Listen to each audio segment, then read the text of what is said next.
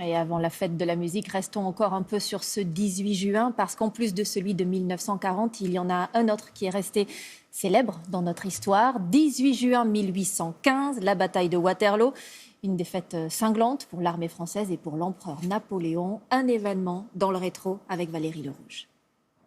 Quelques hectares de verdure, 6 armées et plus de 10 000 morts en seulement quelques heures.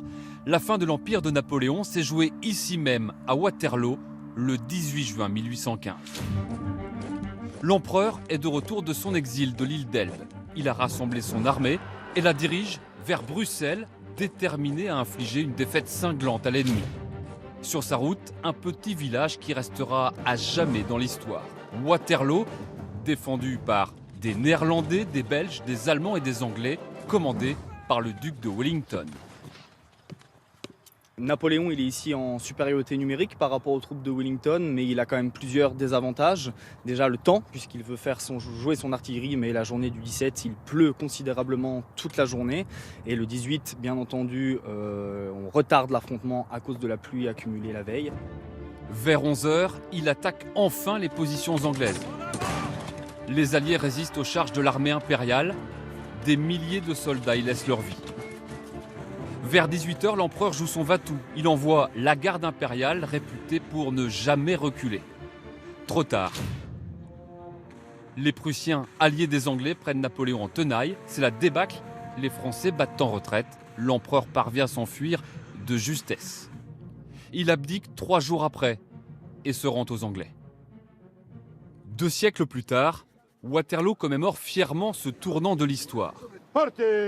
350 000 visiteurs chaque année. Vive l'empereur! Le deuxième site touristique de Belgique. Les reconstitutions attirent de nombreux Français passionnés d'histoire et un brin nostalgique. Est-ce que le soldat Moustache est par ici? Moustache, on m'a dit que vous aviez combattu vaillamment. Oui. J'ai décidé de vous nommer légionnaire. Légionnaire de ma Légion d'honneur. Je suis content de vous. Côté français, la défaite semble encore amère.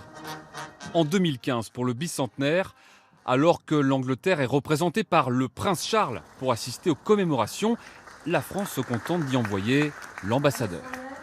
Et quand la Belgique a voulu éditer une pièce de 2 € avec une face commémorant la bataille, elle s'est heurtée à un refus catégorique de la France. Allez, ils sont pas corrects. Je trouve que bon, il y a des événements qui sont passés il y a 200 ans.